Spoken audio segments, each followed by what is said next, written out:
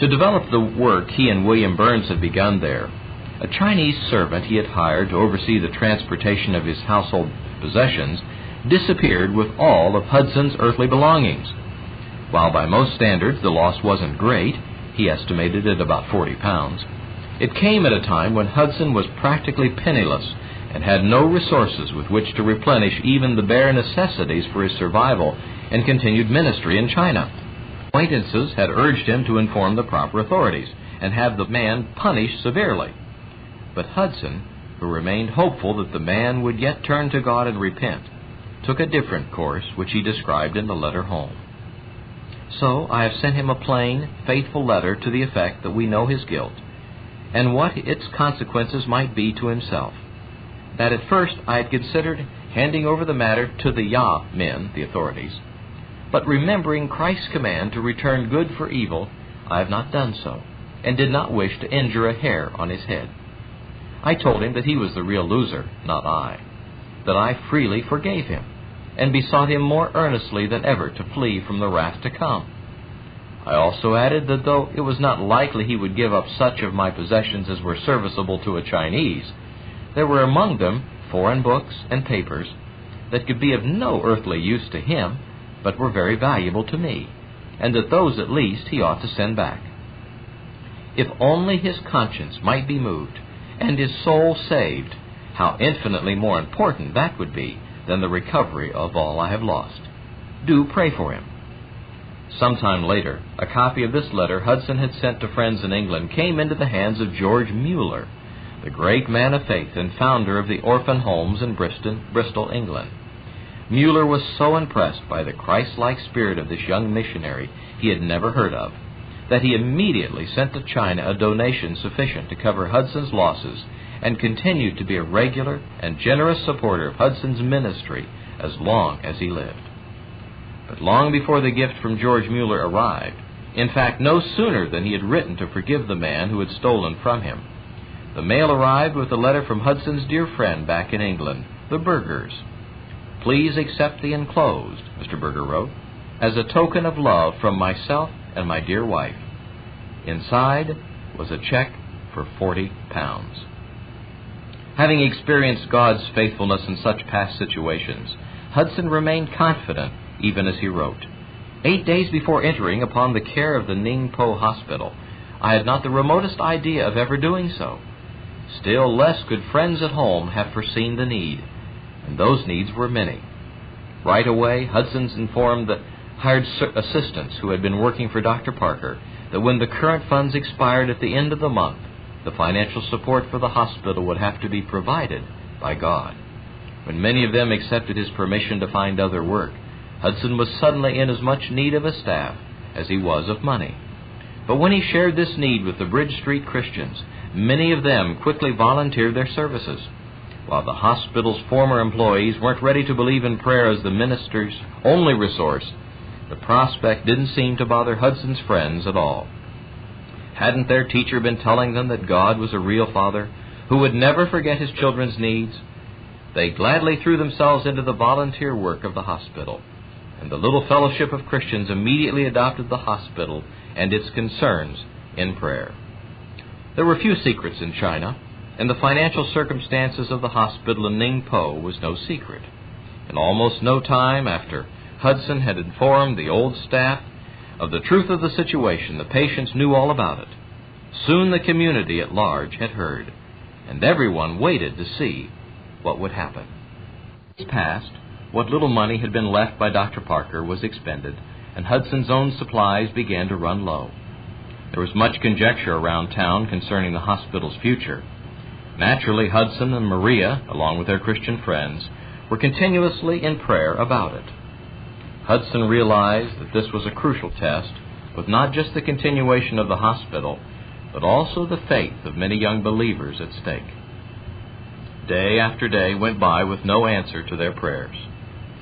Finally, the morning came when Guiwa, the cook, appeared with serious news for Hudson. The very last bag of rice had been opened and was disappearing rapidly. "Then," Hudson replied, "the Lord's time for helping us must be close at hand." And so it was. For before that bag of rice was finished, a letter reached the young missionary that was among the most remarkable he had ever received. It was from Mr. Berger, and as before, it contained a check, this time for £50. But this letter went on to say that a heavy burden had come upon the writer, the burden of wealth he wanted to use for God. Mr. Berger's father had recently passed away, leaving him a considerable increase of fortune. The son wrote that since he had already had all the money required by his own needs, he was praying for guidance to know how the Lord might use this inherited money. Could his friends in China help him? The draft enclosed was for immediate needs, but he wanted them to pray about the matter and let him know if there was any way they could profitably use more. £50.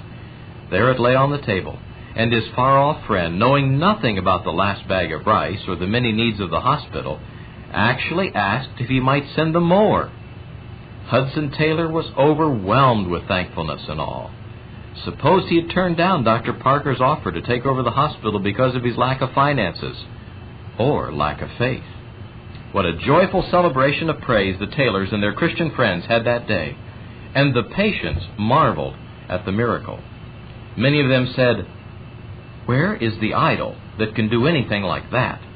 Have they ever delivered us in our troubles or answered prayers like this?" 1860 to 1865. Though the new hospital ministry was encouraging for Hudson and Maria, it also meant extra work and responsibility.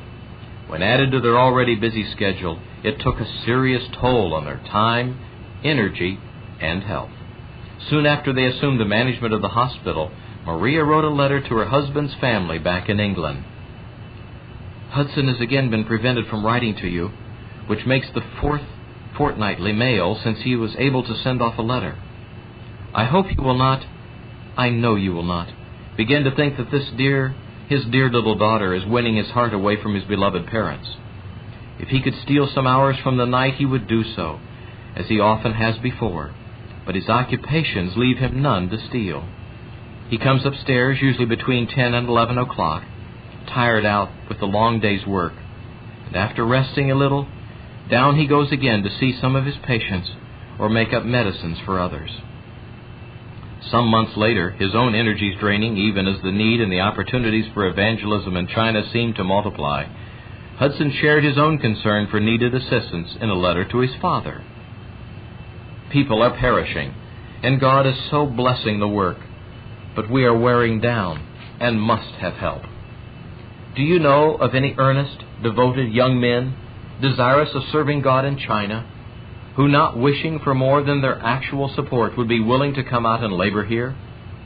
Or for 4 or 5 such helpers? They would probably begin to preach in Chinese in 6 months' time, and in answer to prayer, the means for support would be found." 6 years of ceaseless labor under the most difficult emotional and physical conditions had finally eroded Hudson Taylor's health. In the year of 1860, he and Maria took a 10-day vacation in the country, hoping he'd be rejuvenated. But when they returned to the hospital, the work continued to sap his energy. Hudson began to suspect that he might be suffering from tuberculosis. In May, he wrote home to his family. "What I desire to know is how I might best serve China. If I am too ill to labor here, and by returning home might reestablish health, if only for a time, or if I might rouse others to take up the work I can no longer continue, I think I ought to try." The next month, as his health continued to decline, he wrote again saying, "I trust, if it is the will of God, that I may be spared to labor for China. If not, all is well. Sometimes I think I may not live to see you. Sometimes I hope to be spared to labor long and more earnestly than ever for China. All in all is known to Him who needs to know all, and He will do all things well." Hudson grew weaker, so the Taylors sadly closed the Ningpo Hospital and headed for Shanghai to book passage on a ship back to England, leaving the Joneses to watch over their growing congregation of new Ningpo Christians. The Taylors planned to do what they could at home to stir up increased interest and concern for China. They prayed that their furlough from China would be short, and that the proper medical care Hudson soon would be strong enough to return to the work that he had begun. But after a grueling round-the-world voyage home, prospects for the future were not encouraging. Though it looked as though Hudson would eventually recover from his illness, his doctors told him he would never be strong enough to live and work in China again. Hudson, refusing to accept their prognosis, continued to hope, pray, and to work for the day that he could return to China, and in the meantime he determined to do everything he could in England to contribute to Chinese missionary work. He helped raise money for the Joneses and the ongoing work in Ningpo by writing many letters to would-be supporters, explaining to them what was happening in China.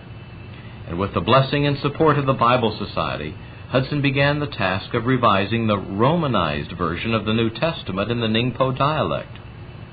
While in China, the Taylors had found that it was much easier for less educated Chinese to read and understand Chinese translations of books and scriptures which use a Western alphabet system with its 26 letters than to understand true Chinese writing with its thousands of characters. And when his health finally permitted it, Hudson resumed his medical studies in London in hopes that if the time came when he could indeed return to China, he'd be even more useful as a fully qualified physician. The appeal he made for 4 or 5 new missionaries before he left China had stirred much interest back in England. So for a time after arriving home, Hudson spent considerable time corresponding with a number of potential candidates. Only one young man finally went, James Meadows, and then not until 1862. But he was so much better prepared than Hudson Taylor had gone nearly 10 years before. Hudson not only spent time orienting him before he left, but he undertook responsibility for the young man's financial support as well. And because he'd not forgotten the lessons of his first years in China, Hudson made sure James Meadows was dependably supplied with regular and sufficient support for his work. The flurry of interest in China, which was stirred up by Hudson and Maria's return, soon faded. And because of the uncertainty of their future, the Taylors felt forgotten, half a world away from the work that they longed to do, living on a dreary street in a poor section of London's East Side. Hudson, at age 29, and Maria, at 24, must have felt at times as if life was passing them by as they lived in limbo, wondering what the future would hold. Not that their life in London was uneventful or unproductive. Their little daughter became a big sister to 3 younger brothers, and the Taylors learned more lessons in faith as they faced the constant challenge of trying to raise a growing active family on their very limited income. Then there was the ongoing work of the Ningpo New Testament. Hudson had decided that the translation would be even more helpful if it would be included marginal references and commentary in addition to the scriptural text.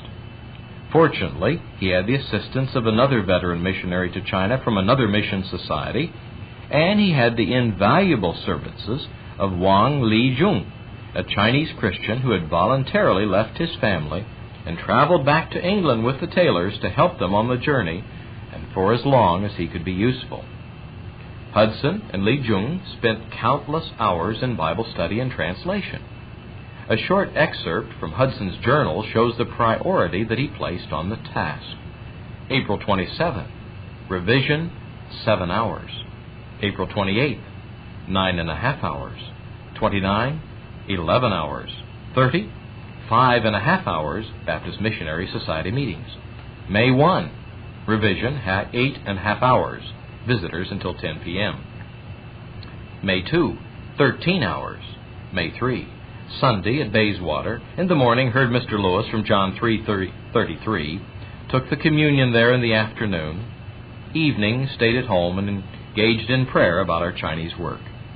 May 4, revision, 4 hours. Correspondence and visitors. 5, 11.5 hours. May 6, 7 hours. Important interviews. May 7, 9.5 hours. May 8, 10.5 hours. May 9, 13 hours. May 10, Sunday morning with Li-jung on Hebrews 11, first part, A Happy Season. Wrote to James Meadows. Afternoon, prayer with Maria about leaving this house, about Meadows, true love, revision, etc. Wrote to Mr. Lord. Evening, heard Mr. Kennedy on Matthew 27:42, quote, "He saved others, himself he cannot save." Quote, "Oh, to be more like the meek, forbearing, loving Jesus. Lord, make me more like Thee." The meetings and interviews referred to in this journal were a big part of Hudson's work at that time. He was doing everything he could to convince denominational boards and existing mission societies to expand their efforts in China. He explained about the unprecedented opportunities now that foreigners could travel and live in the interior. He described his own experiences and the welcome reception to the gospel he'd found during his years in China. He tried to impress everyone he talked to with the immensity of China, its millions of people, and their need of the gospel. Christian leaders he met nearly always gave the young missionary a sympathetic hearing, but it soon became evident that none of the boards were willing to assume the incredible challenge of evangelizing a country that contained half the non-Christian population of the entire world. What could he do to stir up greater interest in China? Reverend W.G. Lewis, Hudson's friend and the editor of The Baptist Magazine, asked Hudson to write a series of articles about the work at Ningpo. The first article had already been published when Mr. Lewis returned the second manuscript. He told Hudson that he thought the articles were too important to be limited to publication in his small denominational magazine. "Add to them," he urged. "Let them cover the whole field and be published as an appeal for inland China." Since Hudson had never forgotten his original calling to inland China, that's what he decided to do. He began studying in detail the spiritual needs of every part of China. "While on the field," he wrote, "the pressure of claims immediately around me was so great I could not think much of the still greater need further inland, and could do nothing to meet it. But detained for some years in England, daily viewing the whole country on the large map in my study, I was as near the vast regions of the interior as the smaller districts in which I had personally labored, and prayer was the only resource by which the burdened heart could obtain any relief." Every day, Hudson looked at the map of China on his wall, read the promises in the open Bible that lay on his desk beneath the map, and prayed. Even as he labored to write a pamphlet, he prayed that it would inspire the Christian community of England to launch an unprecedented wave of missionary effort into China. He prayed for every part of his adopted land. Compiling facts about the size and population of every province impressed Hudson all the more with China's needs.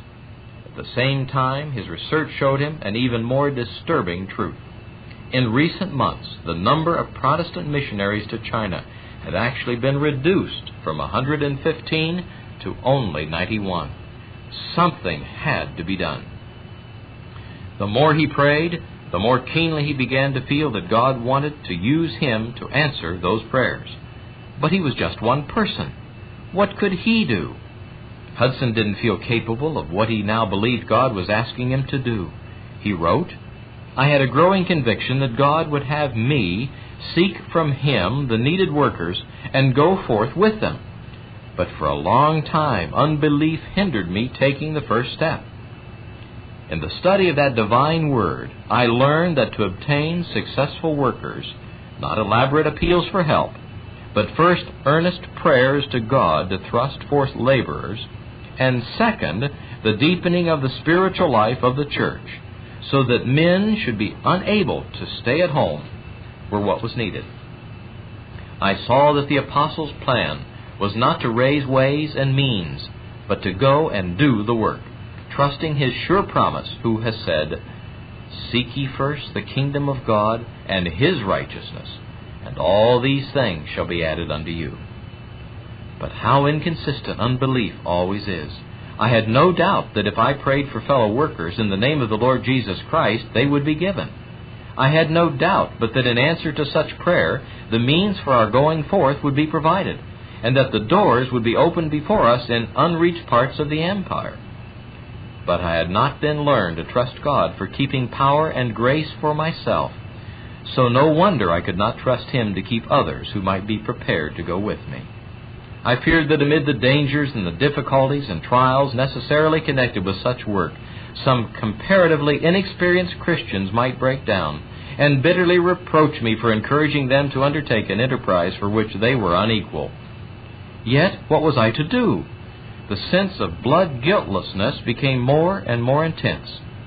Simply because I refused to ask for them, the laborers did not come forward, did not go out to China, and every day tens of thousands in that land were passing into Christless graves.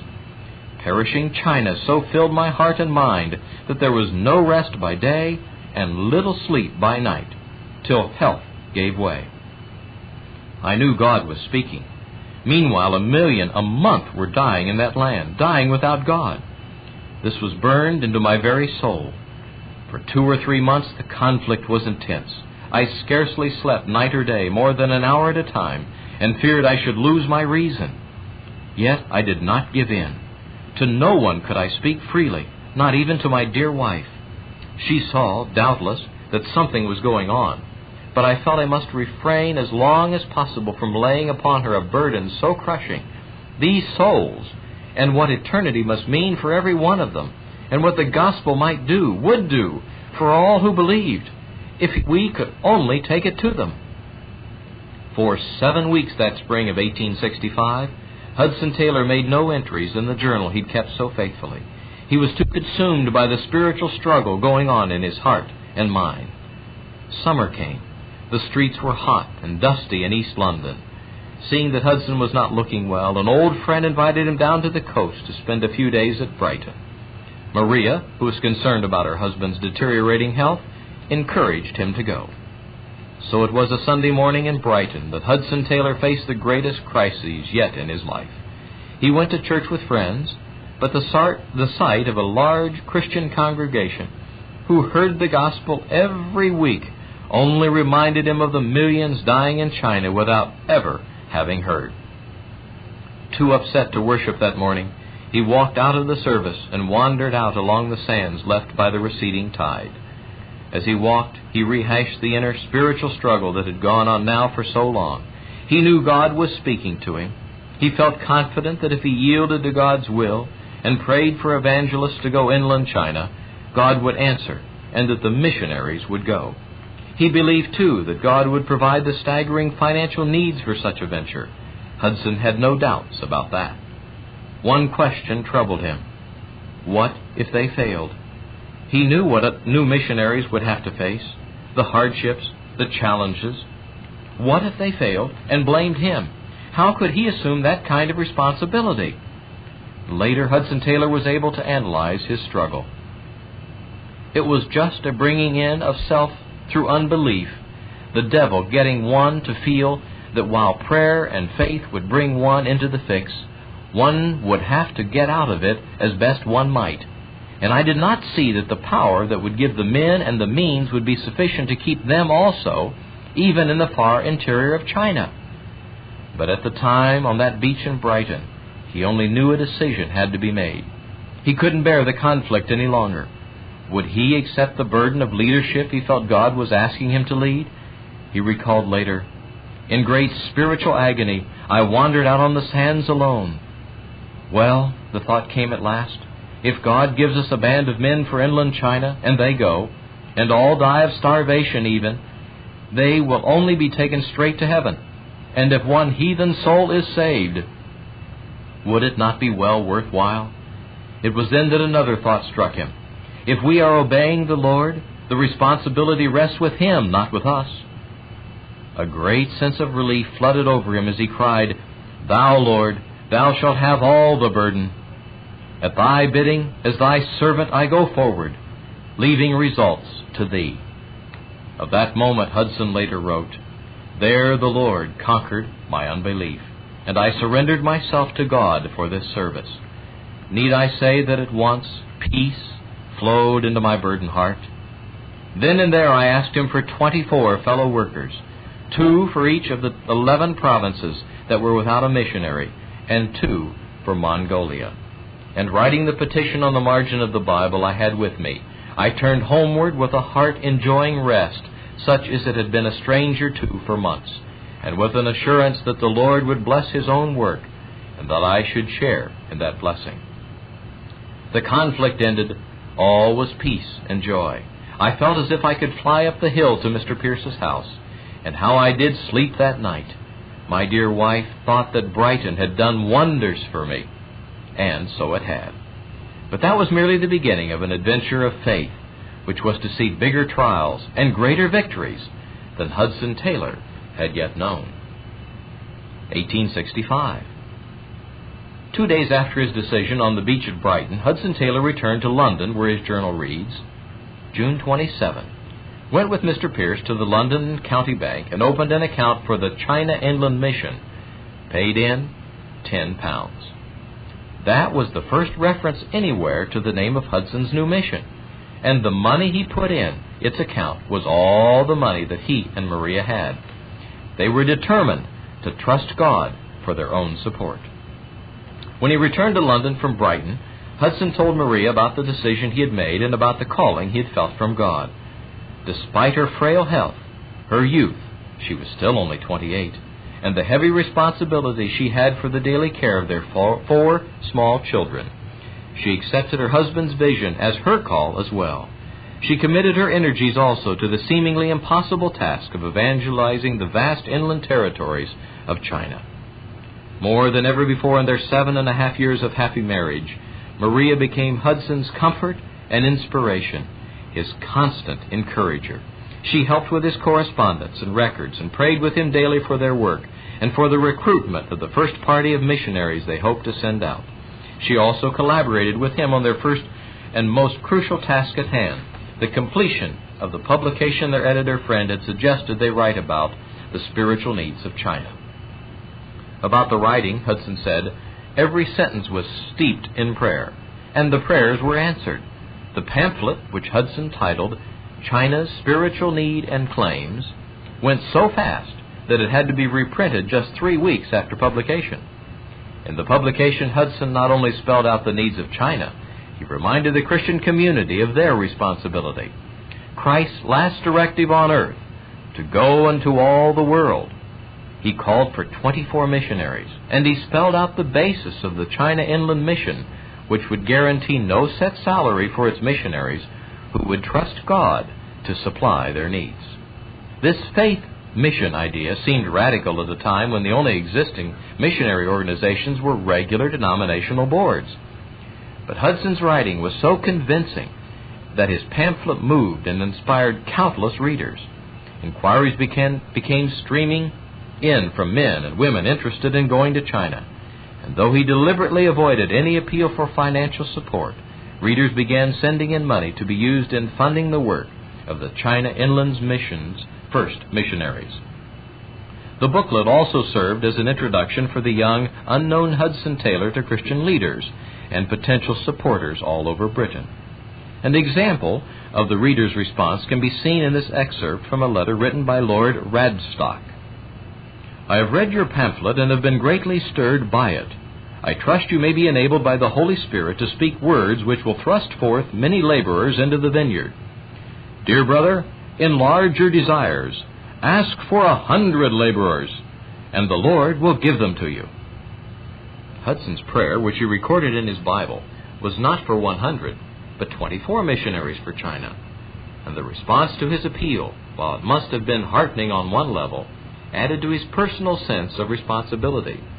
He was well aware that the task before him would prove a greater challenge to his faith than anything he'd yet done in his life. However, it was Hudson's past experience of God's faithfulness that gave him the courage to proceed with his plans and to help inspire others to join in the work. Hudson's treatise told readers how he'd seen God answer prayer before, during storms at sea on his voyage to China, for his safety in China, and for the response of the Chinese people to the gospel. And it was his faith that shone through when he wrote, We have to do with one who is Lord of all power and might, whose arm is not shortened that it cannot save, nor his ear heavy that he cannot hear, with one whose unchanging word directs us to ask and receive, that our joy may be full, to open our mouths wide that he may fill them. And we do well to remember that this gracious God, who has condescended to place his almighty power at the command of believing prayer, looks not lightly on the blood guiltlessness of those who neglect to avail themselves of it for the benefit of the perishing.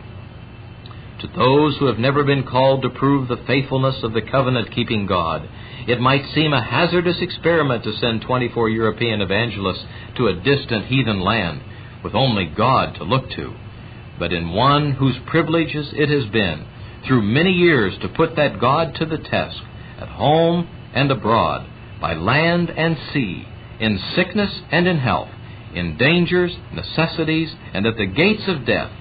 Such apprehensions would be holy and excusable. The year is 1865. The fact that there would be no set salaries made Hudson's mission distinctive enough, but he also opened its membership to volunteers from any denomination. He explained his thinking about the mission's makeup and organization this way. We had to consider whether it would not be possible for members of various denominations to work together on simple evangelistic lines without friction as to conscientious differences of opinion. Prayerfully concluding that it would, we decided to invite the cooperation of fellow believers, irrespective of denominational views, who fully held the inspiration of God's Word and were willing to prove their faith by going to inland China with only the guarantee they carried in their Bibles. That the Word said, "Seek ye first the kingdom of God and His righteousness, and all these things shall be added unto you."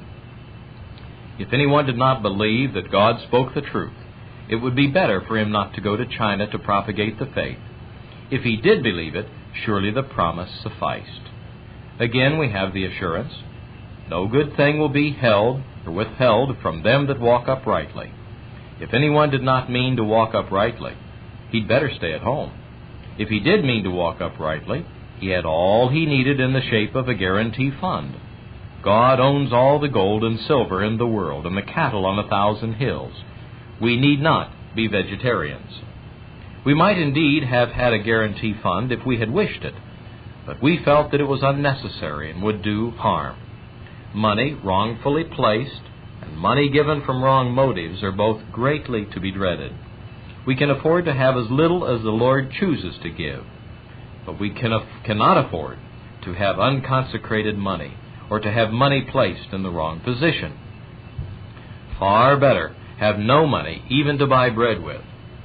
There are plenty of ravens in China, and the Lord could send them again with bread and flesh. He sustained 3 million Israelites in the wilderness for 40 years. We do not expect Him to send 3 million missionaries to China, but if He did, He would have ample means to sustain them all. Let us see that we keep God before our eyes, that we walk in His ways, and seek to please and glorify Him in everything, great and small. Depend upon it, God's work, done in God's way, will never lack God's supplies.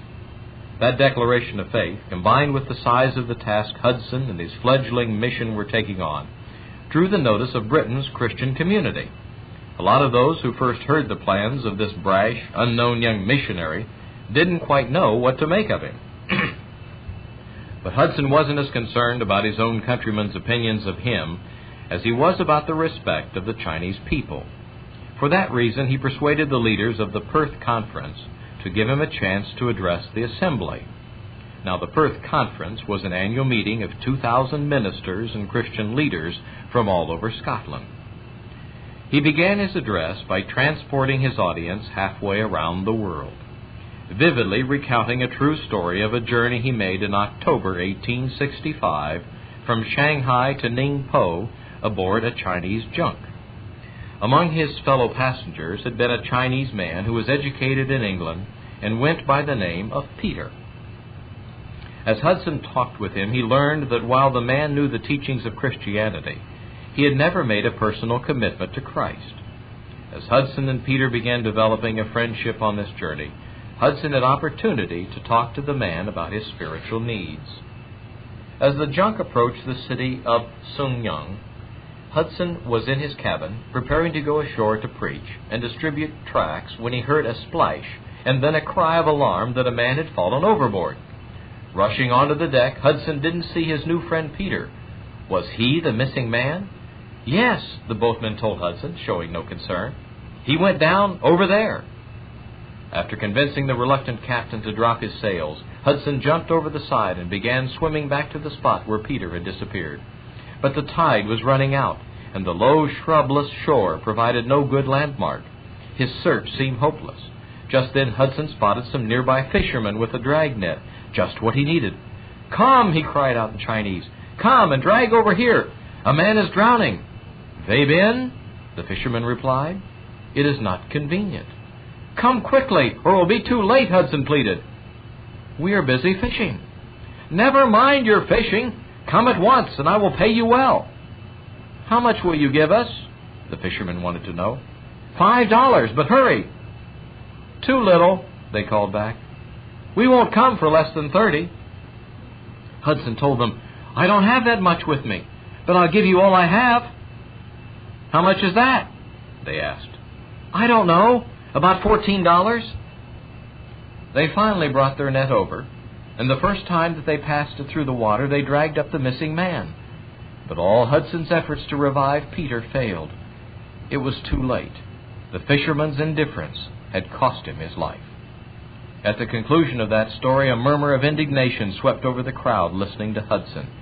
How could anyone be so callous and selfish? That was the moment Hudson drove home his point. Is the body, then, of so much more value than the soul? We condemn those healthy fishermen. We say they were guilty of the man's death because they easily could have saved him and did not do it.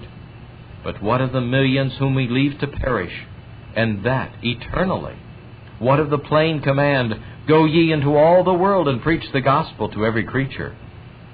Hudson went on to describe the incredible spiritual need of China. He compared Scotland, with its population of 4 million people and thousands of ministers, to China with its 400 million people and only 91 missionaries, less than 1 missionary for every 4 million people. He explained how in the interior of China that there were regions as big as all Europe without a single minister of the gospel. He went on to tell his audience, "It will not do to say that you have no special call to go to China. With these facts before you, you need rather to ascertain whether you have a special call to stay home. If in the sight of God you cannot say you are sure that you have a special call to stay at home, why are you disobeying the Savior's plan and His command to go? Why are you refusing to come to the help of the Lord again of the Almighty? If, however, it is perfectly clear that duty, not inclination, not pleasure, not business, detains you at home, are you laboring in prayer for those needy ones as you might? Is your influence used to advance the cause of God among them? Are your means as largely employed as they should be in helping forward their salvation?" At that point, Hudson went on to recount that painful conversation with his Ningpo Christian friend, Mr. Nee, when the ex-Buddhist teacher had asked, "How long have you had the glad tidings in your country?" Hudson had to admit, some hundreds of years now. And now he told that assembly of Christian leaders about Mr. Nee's pointed response. "Hundreds of years, and you have never come to tell us? My father sought the truth and died without finding it. Oh, why did you not come sooner?" Hudson continued his address to the Perth gathering. Shall we say that the way was not open? At any rate, it is open now. Before the next Perth conference, 12 million more in China will have passed forward beyond our reach. What are we doing to bring them tidings of redeeming love? The Lord commands us each one individually. "Go," He says, "go into all the world and preach the gospel to every creature." Will you say to Him, "It is not convenient"? Will you tell Him you are busy fishing, have bought a piece of land, purchased 5 yoke of oxen, married a wife, or for other reasons cannot obey? Will He accept such excuses? Have you forgotten that we must all stand before the judgment seat of Christ, that every one may receive the things done in the body? Oh, remember, pray for, labor for the unevangelized millions of China, or you will sin against your own soul. Consider again whose word it is that says, "If thou forbear to deliver them that are drawn into death, and them that are ready to be slain, if thou sayest, Behold, we knew it not, doth not he that pondereth the heart consider it? And he that keepeth thy soul, doth not he know it? And shall he render to every man according to his works?" With that challenge, Hudson ended his address. So powerful were his words and the conviction behind them that the great meeting was dismissed almost in silence. Who was this man who had such vision and faith? Soon Hudson was being invited to speak in churches and at all meetings all over Great Britain, and the people who heard his passion and vision for China responded to his message. One thing, however, still troubled Hudson. He was concerned that his new mission might in some way deflect men or money from existing agencies. He felt that robbing Peter to pay Paul would do nothing to advance the kingdom of God. So he established standards that allowed the China Inland Mission to accept workers who might not be accepted by other missions, particularly those who hadn't completed university training. And furthermore, no one would be recruited or asked to join the mission. He believed that God would prompt those whom he wanted to volunteer. In the same way, there would be no appeals for money.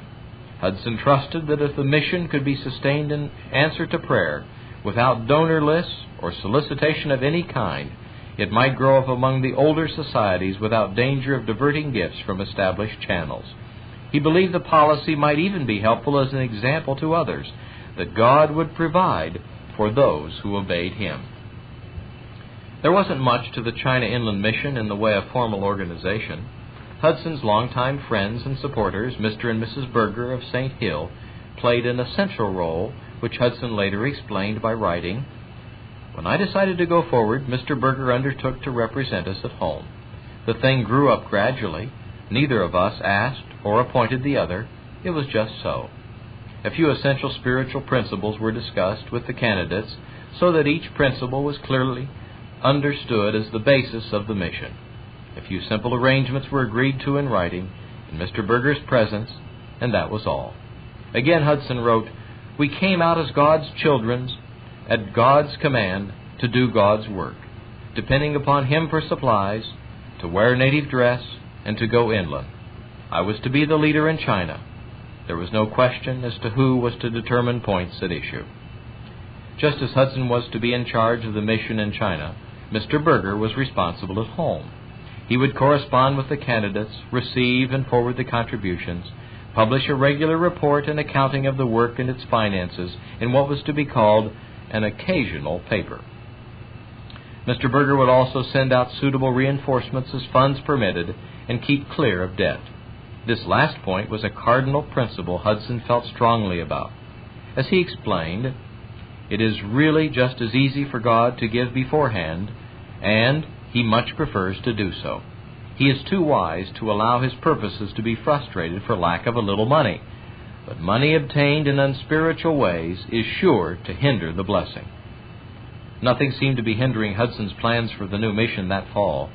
A number of candidates had been accepted, had moved to London, were being trained in the suddenly crowded Taylor home on Coburn Street. When the house next door promptly became vacant, the mission rented it, and accommodations were doubled.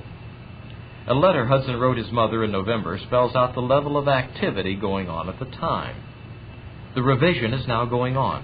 We have reprinted the pamphlet again and have missionary boxes on the way. I am preparing a magazine for the mission, furnishing a house completely, setting up 2 fonts of type for China, teaching 4 pupils Chinese, receiving applications from candidates, and lecturing or attending meetings continually. 1 night only accepted for the last month. I am also preparing a New Year's address on China for use in Sunday schools and a missionary map of the whole country. Join us in praying for funds and for the right kind of laborers also, that others might be kept back or not accepted, for many are offering." Prayers were being answered. Candidates for all 24 positions were accepted, and by the time the first occasional paper, telling of plans and upcoming expresses for the voyage to China, came off the press, the money was in hand. An insert had to be put in all the papers saying that the current needs of the mission had all been met. In the early months of 1866, the last prayer meetings were held in the Taylor house on Coburn Street. Friends and supporters of the Taylors and of their first wave of missionaries to China crowded the rooms and staircase, sitting among the packing cases and bundles prepared for the journey. On the wall hung the map of China. On the table lay the open Bible. Hudson Taylor had written of the new mission, our great desire and aim to plant the standard of the cross in the 11 provinces of China hitherto unoccupied and in Chinese territory. Those who only saw the difficulties ahead shook their heads and called it a foolhardy business. Others who wished them well sighed and said, "It's a superhuman task," and even their friends were anxious. Some said, "You'll be forgotten. With no committee or organization before the public, you will be lost in that distant land. Claims are many nowadays.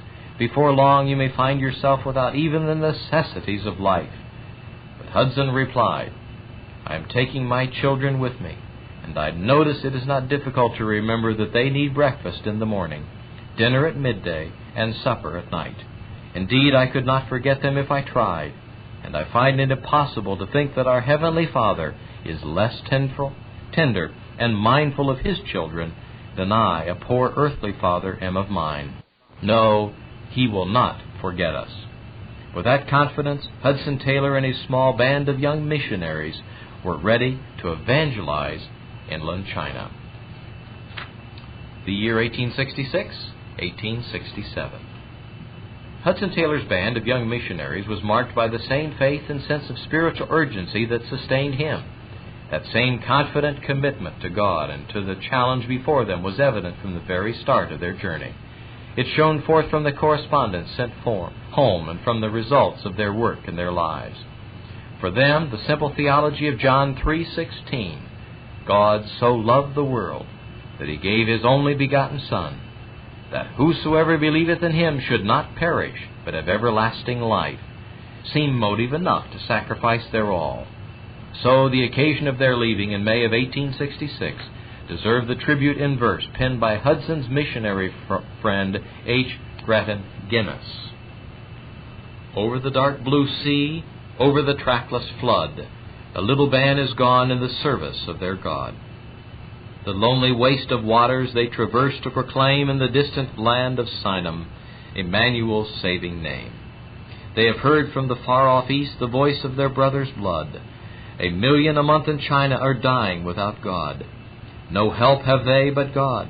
Alone to their Father's hand they look for the supply of their wants in a distant land. The fullness of the world is His, all power in earth and heaven. They are strong though weak, and rich though poor in the promise that He has given. 'Tis enough they hear the cry, the voice of their brother's blood. 1 million a month in China are dying without God. The party of 16 missionaries, plus the Taylors, with their 4 young children, boarded the Lammermuir, a small sailing ship of less than 800 tons, for a scheduled 4-month voyage around the globe. The first day on board, the group unpacked and got their cabins in order, but the second day the work began. Hudson taught a Chinese language class every morning. Then Maria taught another one in the afternoon. There were times at the beginning when all the students were down with seasickness. The teachers had to do double duty as steward and stewardess. But the younger people soon found their sea legs and proved to be good sailors. Life can get very trying in the cramped quarters of a small sailing ship. So it was for the crew to see how consistently these young missionaries practiced what they were going to preach in China. And while these rough sailors were none too happy being struck with a whole boatload of missionaries, they soon became appreciative of the group's friendliness, helpfulness, and even their penchant for hymn singing. Although the missionaries themselves had prayed beforehand for the opportunity to evangelize the crew, they refrained from pushing their beliefs until the sailors asked if the missionaries would begin holding services. As Hudson wrote to his friends, the Burgers, "We commenced by having service on Sunday morning in the saloon with the captain's permission. A few of the sailors came. Then the young men started an afternoon meeting in the forecastle, held thricely weekly. Nor were our sisters less active. Mary Bell began a Bible class, which soon grew into a meeting for reading the Scripture and for prayers every night. Mrs. Nichols and others joined her. Some were converted, and these meetings became general. Mrs. Desgrais undertook reading with the 4 Swedes, Mrs. Faulding with the German, Mrs. Balsman with the cook and the South Sea Islander. Mrs. Barnes held a reading class for all who wished to improve themselves in English and has been blessed with the conversion of several. Eventually, a majority of the crew accepted Christ. One of the last was the first mate, Mr. Brunton, who had been a savage bully among the men. His sudden and complete change of heart and lifestyle was the cause of much excitement and rejoicing among the missionaries. After a long, hard voyage across the Atlantic, through the treacherous waters at the tip of South America, and then over the vast stretches of the South Pacific, the Lammermuir sailed safely. It wasn't until they reached the China Sea that the ship faced its greatest test. For 12 straight days, the ship was battered by one typhoon after another. Many among the crew were sick. The structure of the ship was weakened. On Tuesday, September 18th, they finally sighted the China coast, only to be hit by the worst weather yet. They encountered still another typhoon which drove the severely crippled ship away from their destination. The captain did all he could just to keep his ship afloat. Hudson described the experience by writing, Friday, September 21, the gale increasing and having all the appearance of another typhoon, we had prayed together from time to time during the afternoon and night. The decks were swept by the sea in a manner I have never before witnessed. Saturday, September 22. The jibs and staysails gave way early this morning. So fearful was the sea that the men refused to go out and to secure them. The captain and first mate went on to the forecastle. The men followed. But soon all had to be recalled as the vessel was driven into the sea. Soon after this, the lee, the upper bulwarks, began to give way, and before long all this side was overboard. Next, the jib boom and the flying jib boom gave way, following immediately by the foretop and the top gallant masts and the main top gallant mast. They hung by the wire shrouds, swinging almost fearfully, owing to the heavy rolling of the sea. The appearance of things was now truly terrific. The decks were full of water, which poured over both sides as she rolled, were encumbered by floating spars, tubs, buckets, casks, etc. Because the danger of being washed aboard, there was no small risk of having one's limbs broken by moving timbers torn from their moorings. Praying to God was our only resource. The sailors, paralyzed, gave up work. The probability seemed that our hours, if not minutes, were numbered. I kissed the dear children, and with the young men went out and set to work, hoping to encourage others. Hudson downplayed his own role in the ship's survival, but another missionary, W.D. Rudlin, wrote, all through the storm, Mr. Taylor was perfectly calm. When almost at its height, the men refused to work any longer. The captain had advised all to put on life belts. She can scarcely hold for another 2 hours, was his verdict. At this injuncture, he was going to the forecastle, where the men were taking refuge, revolver in hand. Mr. Taylor went up to him. Don't use force, he said, till everything else has been tried. He then went in quietly and talked to the men, telling them he believed God would bring us through, but that everything depended upon the greatest care in navigating the ship, in other words, upon the men themselves. We will all help, he added. Our lives are in jeopardy as much as yours. The men were completely reassured by his quiet demeanor and friendly reasoning, and with officers, midshipmen, and the rest of us, went to work in earnest at the wreckage, and before long got in the great iron spars that were ramaging the side of the ship. Somehow the ship stayed afloat. The women as well as the men took turns on Sunday working the pumps to keep her that way. It wasn't until Monday that the weather finally cleared, but the danger wasn't over. The pumps had quit, and the ship was taking on water fast. Yet through the ordeal, Maria Taylor, confined to her storm-tossed cabin with 4 young children, remained confident in God's steadfast grace.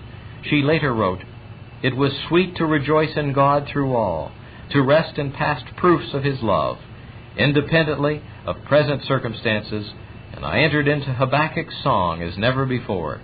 Quote, yet will I rejoice in the Lord. I will glory in the God of my salvation." End quote.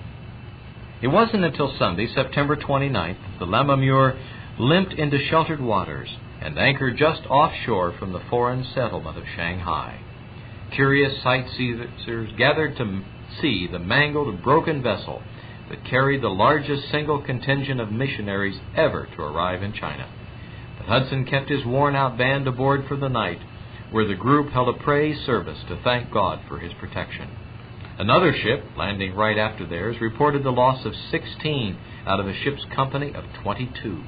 Yet no one aboard the Lammermuir was even seriously injured. Despite his gratitude for the safe journey, as he looked once again upon the city of Shanghai, Hudson must have felt that the real challenge was just beginning.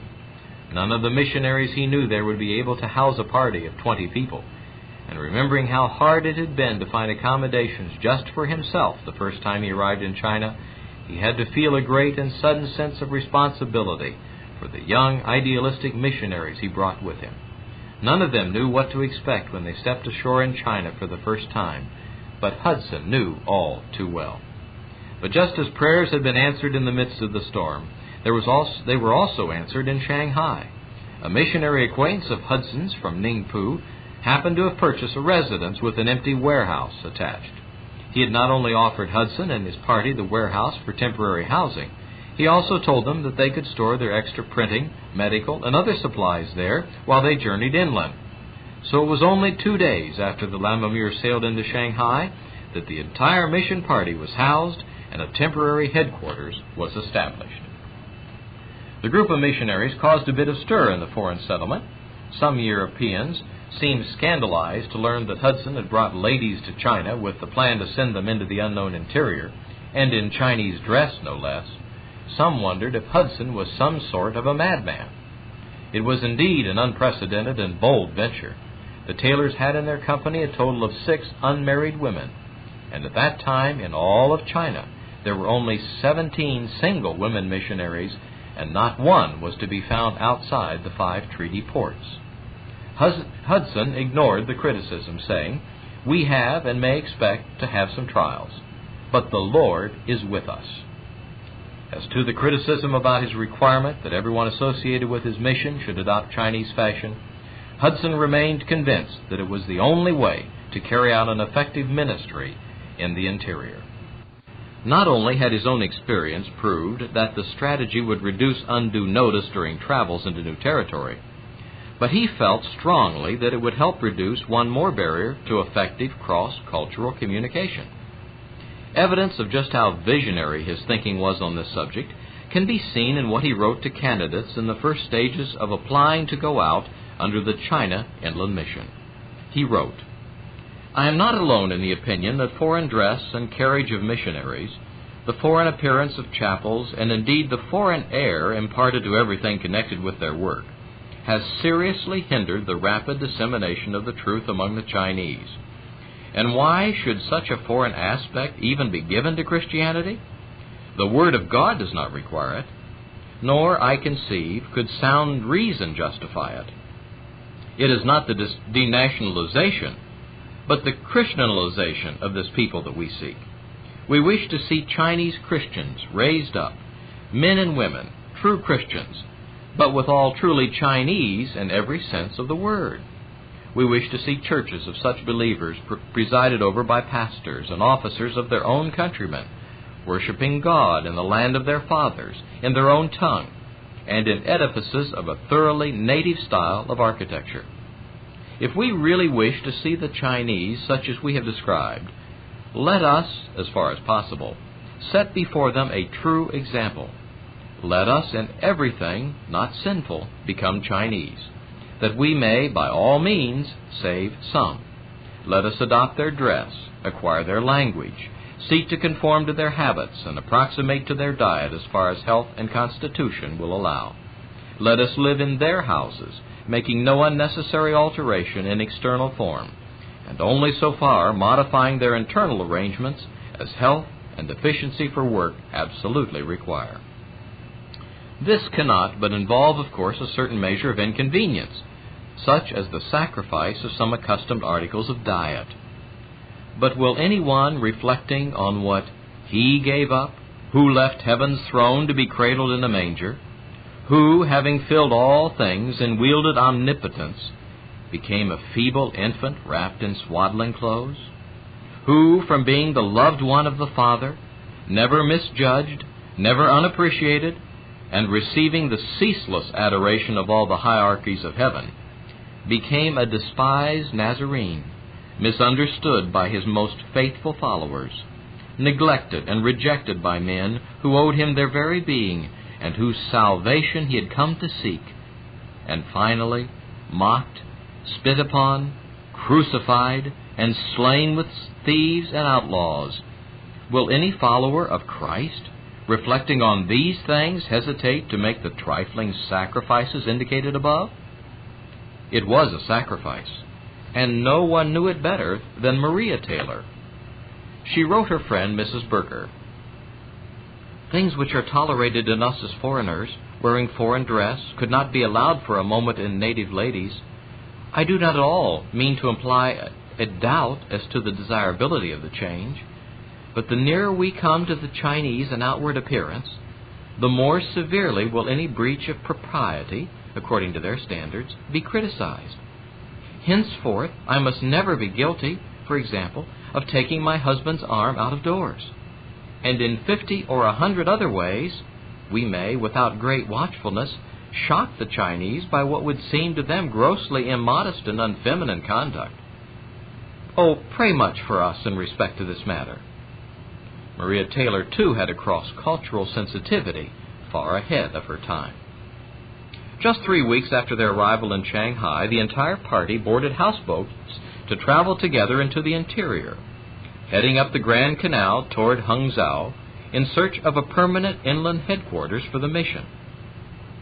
Traveling by houseboats made it possible for the women and children to be sheltered from curious crowds as they passed city after city.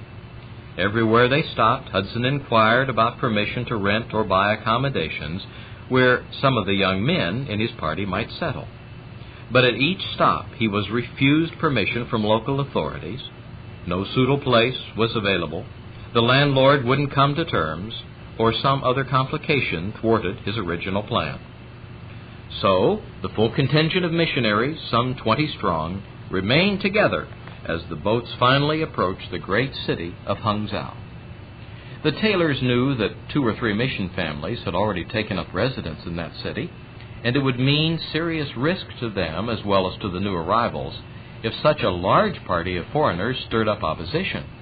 But what else could they do? It was autumn. Winter was fast approaching. The nights on the water was already bitterly cold, and several of the party were ill, and the boat people were clamoring to go home for the winter. Never had the responsibilities of leadership weighed so heavily on him as it did when Hudson left the boats in a quiet place outside the city and went ahead to inquire about the accommodation they so desperately needed. Maria also felt the seriousness of the situation. So, after Hudson left, she gathered the younger missionaries for prayer, telling them of the comfort that had come to her through the psalm in her regular reading that morning. Quote, "Who will bring me into this strong city? Who will lead me into Edom? Wilt not thou, O God, give us help from trouble? For vain is the help of man." End quote. Together they read that passage again as they waited anxiously for word. Suddenly, Hudson was back. Wonderful news! A home was ready, waiting for them. One of the Hangzhou missionaries was absent for a week, and had left word that his house, comfortably furnished, was at the disposal of Mr. Taylor's party. Situated on a quiet street, it could be reached in the boats unobserved.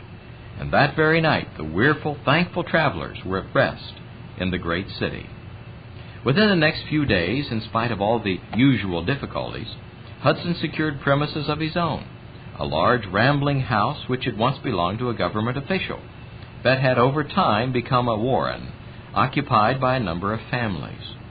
There was plenty of room to adapt to the needs of the mission party. A number of renters and their families stayed on for a while, making it possible for the group to begin missionary work within their own doors, without attracting too much attention. From the very start, Jenny Faudling, the youngest of the party, was already able to make herself understood by the Chinese women.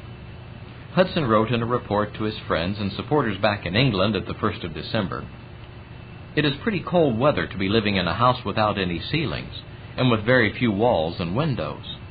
There is a deficiency in the wall of my own bedroom, 6 feet by 9, closed in with a sheet so that ventilation is decidedly free. But we heed these things very little. Around us are poor, heathen, large cities without any missionary, populous towns without any missionary, villages without number, all destitute of the means of grace. I I do not envy the state of mind that would forget these, or leave them to perish, for fear of a little discomfort. By mid-December, Jenny Faulding wrote home, "We have been getting the house a little more comfortable, though there is plenty still to be done. Mr. Taylor and the young men have contrived paper ceilings fixed on wooden frames, which keep out some of the cold air. For the upstairs rooms have roofs such as you find in chapels at home. They also have prepared some of the partitions between the rooms. Of course, we are as yet in confusion, but we're getting on, and I hope shall be settled some day. The lodgers are to leave next week. They occupy principally the ground floor. I'm so glad for them to have been here, for many have come to Chinese prayer meetings and listened attentively. We could not have visited out of doors yet, but I read and talk with those women every day, and they seem to like it. One woman I have great hope for." Before Christmas, there were interested audiences of 50 or 60 at the Sunday services, and Hudson had been at least on one evangelistic journey. In the neighboring city of Xiaozhan, he and James Meadows had found excellent opportunities for preaching the gospel, and had been able to rent a small house. They planned to settle some of the new arrivals there just as soon as possible. Right away, Hudson wrote Mr. Berger at the home office, "You will be glad to learn that facilities for sending letters by native post and for transmitting money to the interior are very good. I do not think that there will be any difficulty in remitting money to any province in the empire, which will not be easily overcome. In the same way, letters from the most distant parts can be sent to the ports. Such communication is slow and may prove rather expensive, but it is tolerably sure. Thus, we see the way opening before us for work in the interior." The team had barely established its first base in the interior, and Hudson was already planning the next steps of sending missionaries farther inland. But in the meantime, his hands were more than full at Hangzhou. After the Chinese New Year, patients crowded into the dispensary, as many as 200 a day, and an equal number attended the Sunday services. When the first reinforcements arrived from home early in 1867, Hudson was literally too busy to even greet them until hours later. He was standing on a table at the time, preaching to a crowd of patients in the courtyard, and could only call out a hearty welcome as the newest party entered, escorted by James Meadows. The busyness didn't seem to bother the new arrivals. They were more than happy to work side by side with the leader they so respected. John McCarthy, who became Hudson's chief medical assistant, later wrote of this time, "I think of him as I ever knew him, kind, loving, thoughtful of everyone but himself, a blessing wherever he went, and a strength and comfort to all with whom he came in contact. A constant example of all that a missionary ought to be." Yet there was some dissension in the ranks. One critical couple of the Chinese dress policy stirred up complaints about Hudson's leadership from 2 or 3 others as well. But Hudson and Maria, too, determined to respond with patience and love. Though the handful of dissenters sent their complaints about the Taylors' leadership back to England, neither Hudson nor Maria felt it necessary to defend themselves. Not until months later did Maria mention the matter, even in writing Mrs. Berger, and then it was in answer to inquiries from St. Hill that she even wrote at length, "Do pray for us very much, for we do so need God's preserving grace at this present time. We've come to fight Satan in his very strongholds, and he will not let us alone. What folly were ours! Were we here in our own strength? But greater is he that is in us than all that are against us. I should be very sorry to see discord sown among the sisters of our party, and this is one of the evils I'm fearing now. What turn the in," and then she underlines it so that we won't really know the name, "what turn the in matter will take, I cannot think. One thing I know, the hope of Israel will not forsake us. One is almost tempted to ask, why was in permitted to come out? Perhaps it was that our mission might be thoroughly established on a right basis early in its history." Hudson and Maria were both deeply saddened by the conflict within the mission, yet the response in Hangzhou continued to be very encouraging. So, when the first baptisms came in May, Mrs. Taylor wrote again to Mrs. Berger. "Perhaps the dear Lord sees that we need sorrows to keep us from being elated at the rich blessing He's giving in our work." By that time, the mission had established additional outposts, and the administrative details had multiplied. As Jenny Faulding wrote, "If only Mr. Taylor could be in 3 or 4 places at the same time, it would be a decided advantage. He's wanting to visit the governing cities of the province, to look out for the most eligible places for stations. He and Mr. Duncan have been on the point of starting several times. Then there is Ningpo, where he is needed, and here he is overwhelmed with work. He wants to go to Zhao Hin, to Mr. Stevens' stations, that he may give further help with the colloquial dialect. There is hardly any knowing what his movements may be. Yet he goes on so quietly and calmly always, just leaning upon God and living for others. That is a blessing merely to witness his life." The greatest sacrifice he had to make, Hudson felt, was leaving his family behind whenever he had to depart on a journey. He loved his children and enjoyed all the time he could spend with them, including the daughter who was born that first winter in Hangzhou. But his little 8-year-old daughter, Grace, seemed a particular blessing. During the voyage to China on the Lemurmure, she was so impressed by the changes she saw in the sailors who accepted Christ that she made her own personal commitment to the Lord. After that, despite her tender age, she seemed as devoted to the task in China as her parents. Early in 1867, she sent a note along with her father when he left on a short journey. Written on pink notepaper with a flower painted in one corner were the words, "Dear Papa, I hope God has helped you to do what you wanted and that you will soon come back. I have a nice bed mat for you when you come home. Dear, dear Papa."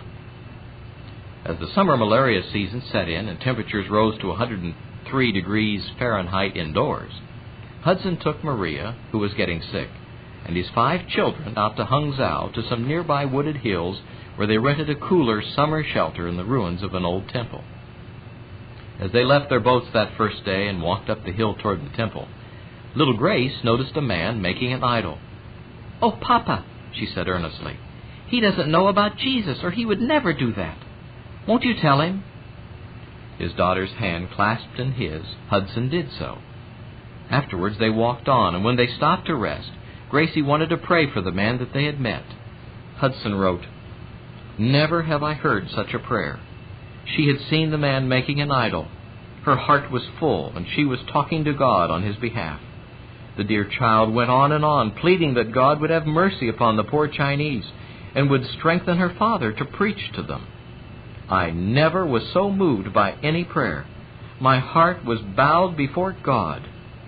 Words fail me to describe it. Just a week later, a broken-hearted Hudson Taylor wrote to his friend, Mr. Berger, "Beloved brother, I know not how to write or how to refrain. I'm trying to pen a few lines by the couch on which my darling little Gracie lies dying. Her complaint is hydrocephalus.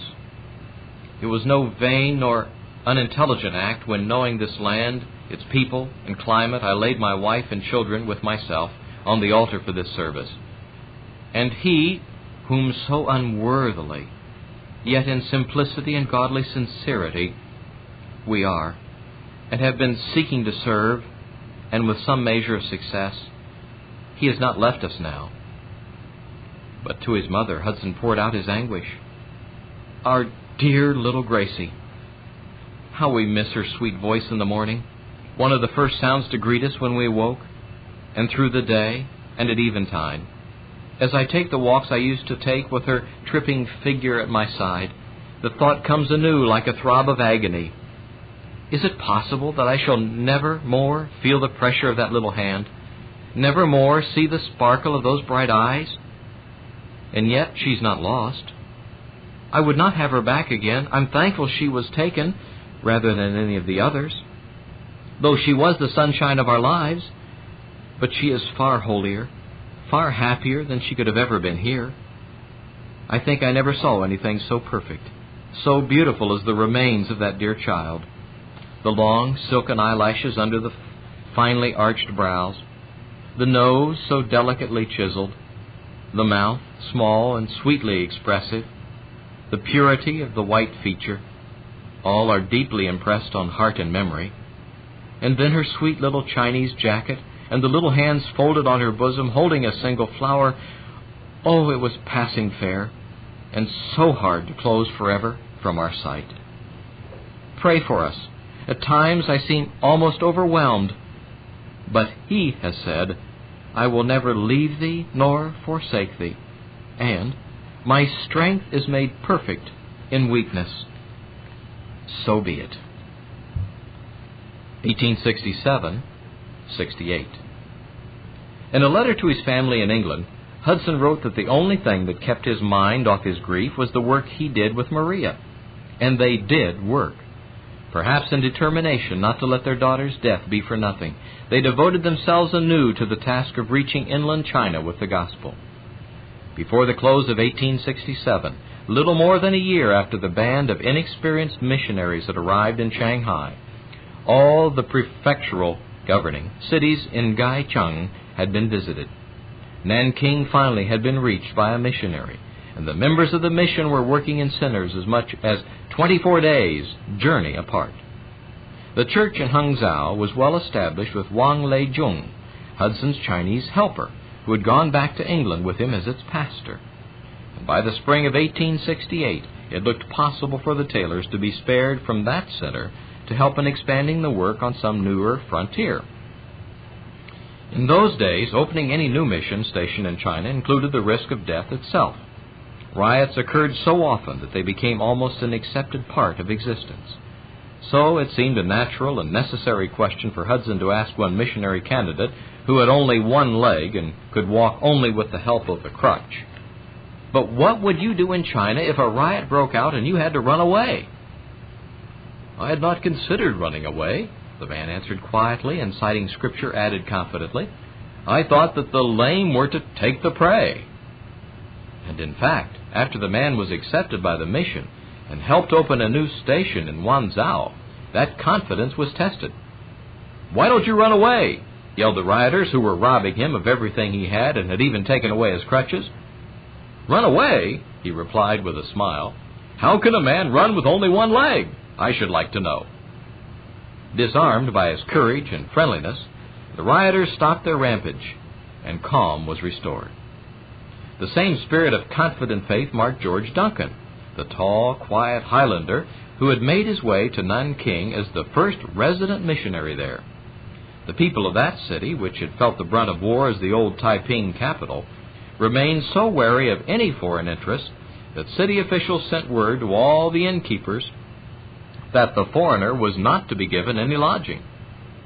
Fortunately, the priest in charge of the city drum tower hadn't been warned, probably because no one considered him a possible host. Indeed, he had no proper room for visitors.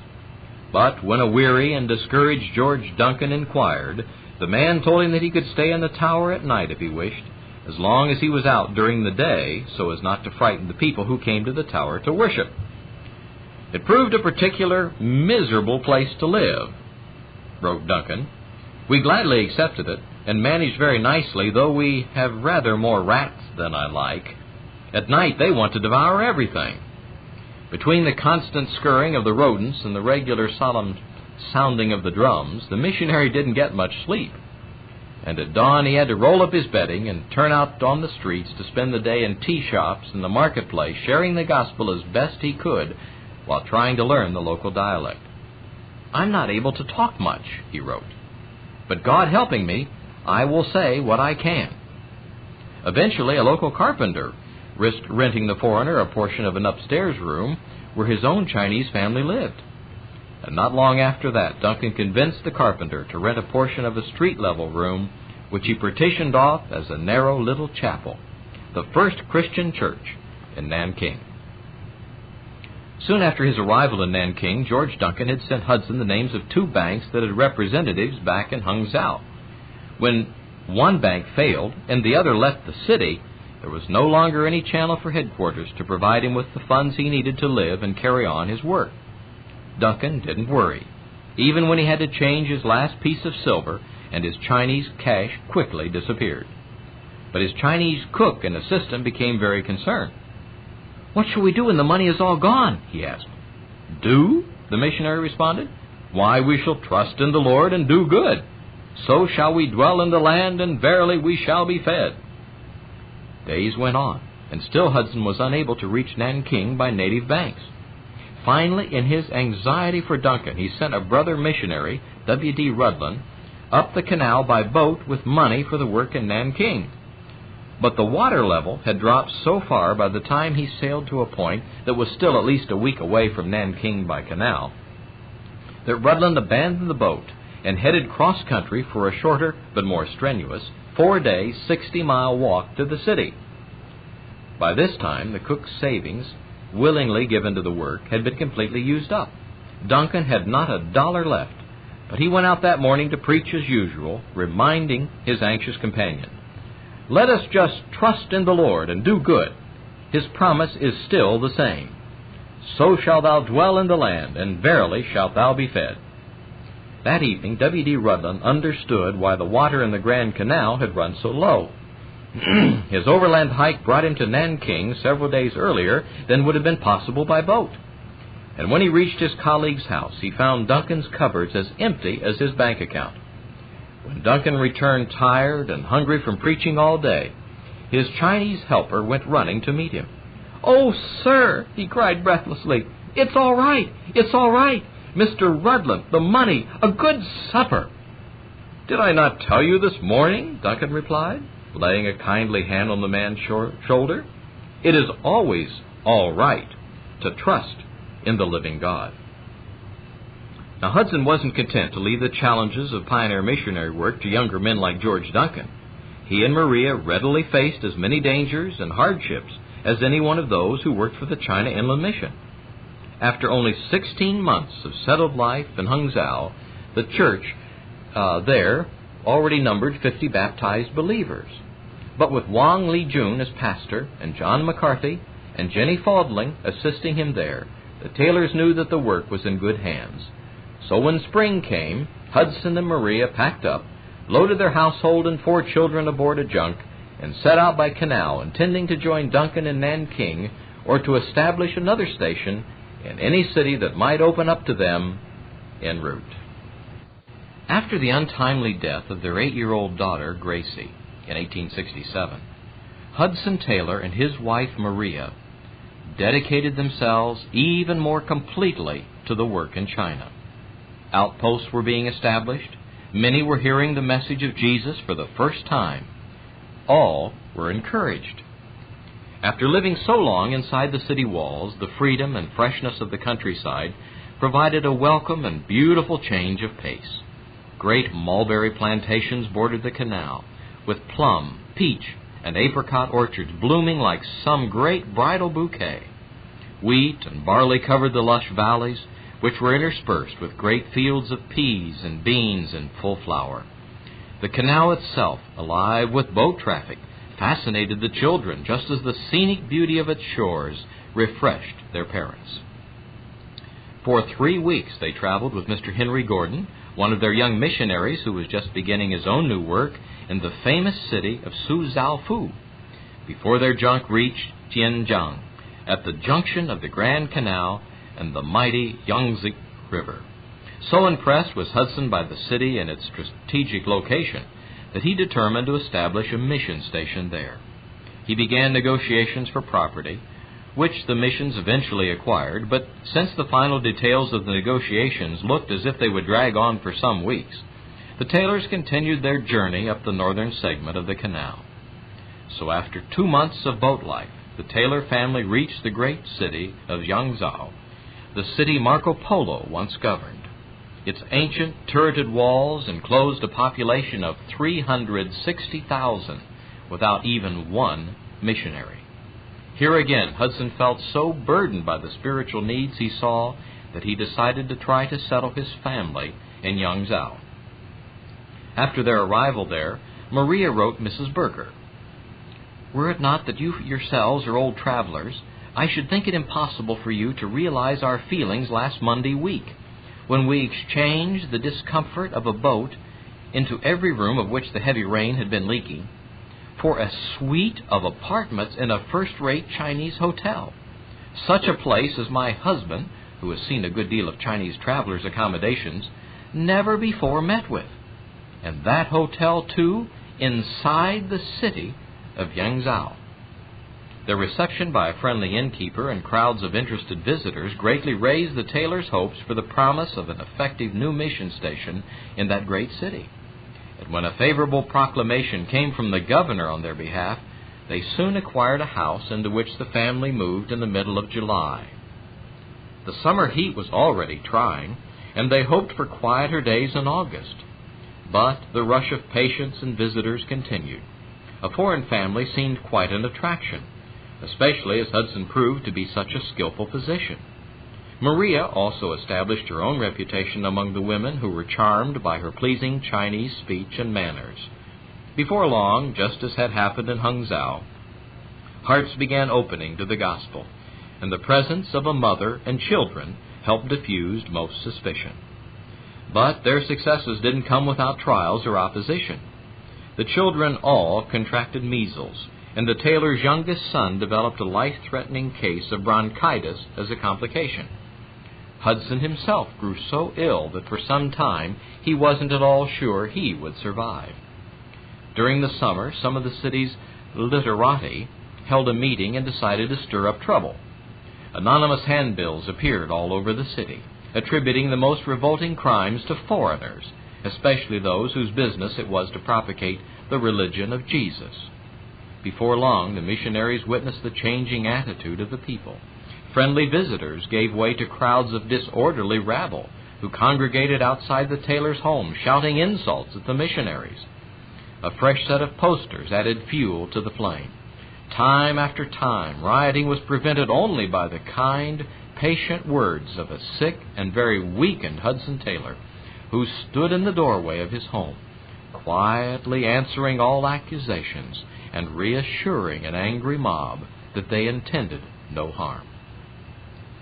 Finally, the intense heat of August was broken by torrential rains, which effectively scattered the crowds, and the Taylors felt doubly relieved and heartened when the Rudlands and George Duncan arrived to help them. However, the relief was short-lived.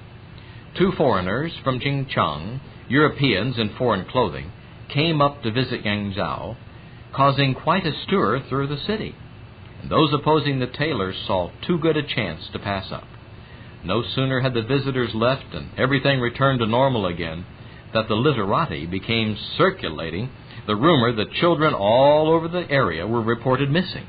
The story was that 44 children had been kidnapped by the inhuman foreigners. Everywhere the troublemakers were saying, "Let's avenge our wrongs! Attack! Destroy the foreigners! Much loot shall be ours!"